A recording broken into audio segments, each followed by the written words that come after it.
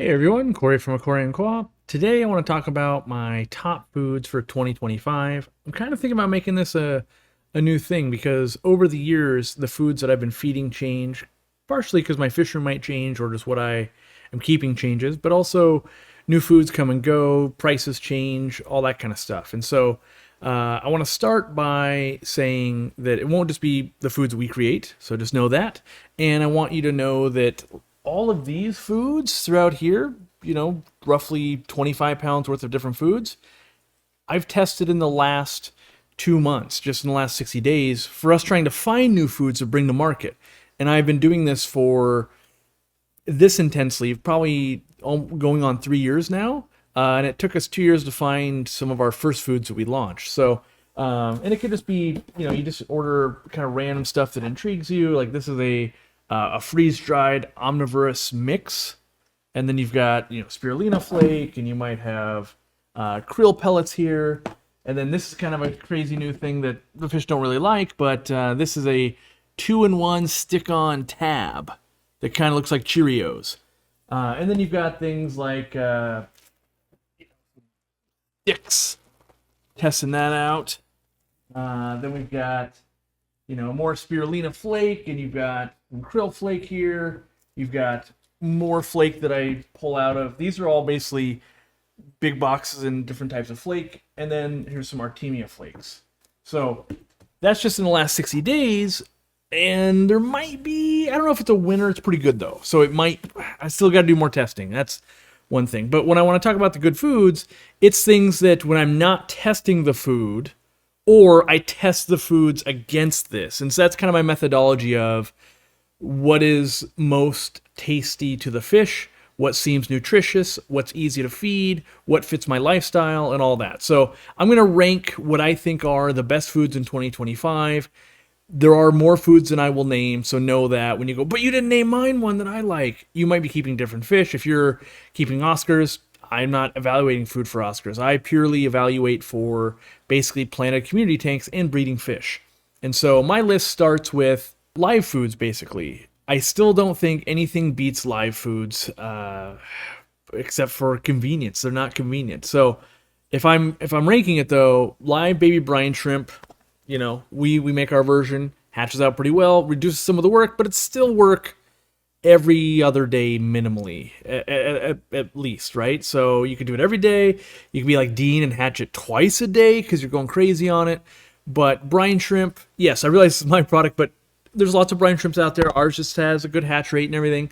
I would also put with this right next to it, not above or below or anything, I would put a live Daphnia culture and mosquito larvae. Now, mosquito larvae I kind of love because buckets, little areas of water. I've had, killing grass to plant something there. Water gets stuck in the tarp, and you get mosquito larvae that you can go just net out and bring in and feed your fish. Now, they're kind of big, right? So you got to have, maybe these rosy barbs and rainbows and things like that. It can't be tiny little fish, but the work to awesomeness ratio, really good there. Like, it's a really good food for almost no work. Just don't forget about them and, make way too many mosquitoes for your family and neighborhood. Daphnia, a little more work. You got to set up that culture. You got to learn about it and all that. But I still think live foods are top tier. However, I don't believe it's best to only feed live foods. I think you do need some dry foods in there. The next, like level 2, I would say, in 2025 for me is frozen foods. And I've got those here and here. I was just feeding some of those out earlier. And again, there's a lot of frozen foods. There's a lot of brands. These are the specific two that when I go, I'm feeding frozen this feeding. And I might feed 2 or 3 times a day. But if I'm feeding frozen this feeding, these are the two I go for right here. Boom. We've got the Hikari frozen bloodworms, normal size, specifically Hikari. I don't like San Francisco Bay. I don't like the gumdrop ones. They're just not as good of a worm. Specifically Hikari bloodworms. And I do them in the blister packs because it's easy to feed. And then Cyclops, San Francisco Bay, specifically again, that's the one I feed. They come, you can get them in half-size blocks. So these are, the normal size block you see. They also come in a half-size block if you don't have much. But what I love about them is you can hold them in the water and kind of rub it, and it will stay suspended in the water. I like that a lot. And I can just do a little bit and move it to the next tank. I love that part too.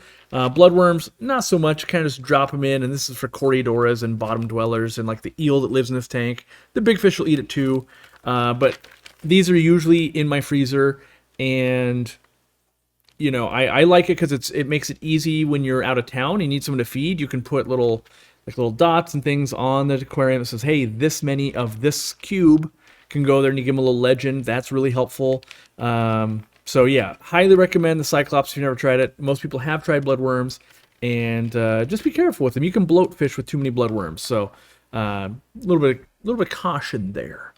Then level 3 for me, and this is really the most I'm feeding of. And full disclaimer, I make these foods, so before I even show them to you, I want you to know, like, it took me years of doing this kind of stuff where I'm spending thousands and thousands of dollars to get to the point where I recommend these foods and we sell them, we create them, right? So that would be the Magic Small Fish Feed. This is a very small food, and it floats mid-water. It'll float on top, float mid-water, and eventually sink, and it kind of coats the whole aquarium. It's like baby brine shrimp. I don't want to sell it too hard. I'm letting you guys know that you can go onto our website or you can look elsewhere, but this is definitely getting fed to most tanks every day, even adults. I really like it for shrimp as well, so just know that. And then we've got reports of people raising discus all the way from egg to adults, and then I've done it with Coriodoras and other stuff, so working really well for me. And then I step up most things to the community floating pellet. It's the same ingredients that go in, just a slightly different ratio, so it stays a little more floaty and it's a little bit bigger. And this really does well with, all the medium-sized fish. So it's basically, if they're small, I go with this, like fry and small tetras and guppies, they'll eat it, all that kind of stuff, shrimp. And then above that size, maybe a little bit bigger tetra, a little adult guppies, they go to this. And that's like my main two. And so that's pretty much all the time in the aquariums. And then I would say, like, I'm not even sure this is a level 4. I don't want it to go like, oh, you're saying it's necessarily better. Not necessarily. Different feeding. So the last group I have is stuff when I want to feed bottom dwellers kind of specifically. So that would be these two right here. This is the Hikari algae wafer. I swear there's something magical about this. I have yet to be able to recreate it. I've tried a lot of wafers on the market, tried making my own, and fish are drawn to this. And it just feeds out really well. So I use this in my repertoire. It's usually for maybe dropping in Coriodoras before I turn the light out, or trying to think of what else. Pleco, well, I don't think this is the best food for most plecos, even though it's on the package. I realize that. I'm doing a specific pit bull pleco. They're more like autocinkless Corridora hybrids. They only get about this big. Kind of a different thing. I use a lot of these for Corridoras and stuff, though, because the first ingredient is fish meal. But even with other ones that the first ingredient is fish meal, they're not quite as attracted as fast. I think there's something to this.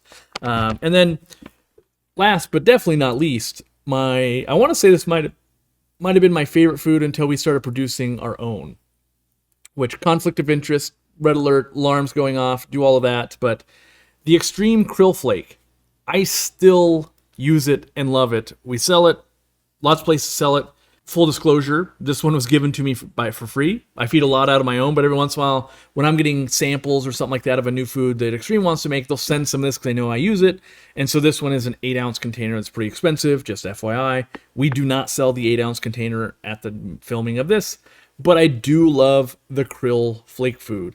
And what I like about this is you can use it to feed everything in a tank. It'll float. It'll sink kind of slowly. It doesn't stay in the water, but it sinks slowly, and then it stays on the bottom, and you can crush it up really fine. You can have it be pretty coarse, and the fish do go for it, and they go nuts for it.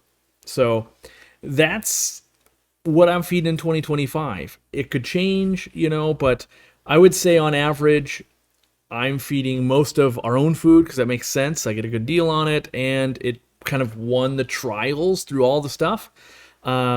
But then I make sure I mix in other stuff. One, because I want to also compare. If I just pull a random flake out of a box that, we're trying from a manufacturer, or maybe we're in the process where we've tried it, we thought it was pretty good, let's try to make it better.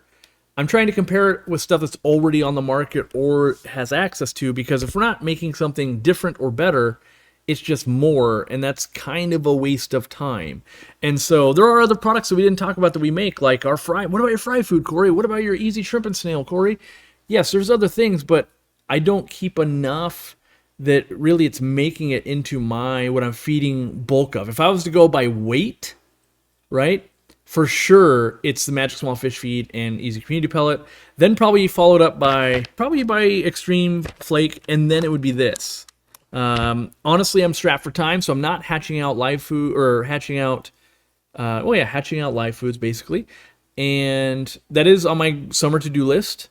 And then I do feed frozen, and that there's a lot of water weight there, so maybe by weight that one would actually technically win. But yeah. So I also think it's important to have a mix of foods, and I also think it's important to try and vary it up. So like for me personally, it doesn't necessarily make sense to have every product just be filled with krill or fish meal or whatever, maybe it's bloodworms, right? You don't want to necessarily feed frozen and freeze-dried, and like the pellets I showed you are made of bloodworms. You want to try to, round it out. Try to not feed everything always the same. And I haven't really seen it be a problem either, but I just feel like you get a little bit better coloration, and fish don't always respond to the same food. So you can have a tank with 10 different fish, and only 8 of them really go bonkers for it. Then one will eat it, then one won't eat it. And so by feeding a little bit of variety, and I try to vary it up every time I feed, you make sure everything gets fed, and it's what I want to say here is it can reach different areas of the tank. If you drop a frozen cube of bloodworms in and it just melts and falls to the ground, it's only feeding this much space, the fish have to go to it. If you sit there and you thaw it out and it goes all around the tank, now everybody gets to eat. And so some foods do that really well, some don't do it so well, like an algae wafer falls down. Magic Small Fish Feed goes everywhere. Flake, if you have good flow, goes everywhere, right? And so choosing what's going to work for your animals is very important. There's tons of other good foods out there. There's Rapashis, there's like the whole Northfin line, there's Fluval's line, there's New Life Spectrum. There's infinite foods out there. These are what I'm feeding, and I just wanted you guys to know, because every brand usually has some products they do really well, actually. Might not be the best, but sometimes you don't need the best. If we focus on that, we want the best. But I think, honestly, if we're doing anything reasonably good on the fish food scene, you're doing fine. Foods have gotten so good now that we're here that it's kind of just a point and shoot. Like, pick one. Yeah, that'll work fine. It'll be fine. As long as your fish are eating it with gusto, I'd say you're doing a pretty good job. And then you just do normal husbandry. Take care of the fish, clean the water, offer them some live plants, do that kind of stuff, and they'll be happy, honestly. So you might have a local supplier making their own food. You found it on a great deal. All that's good.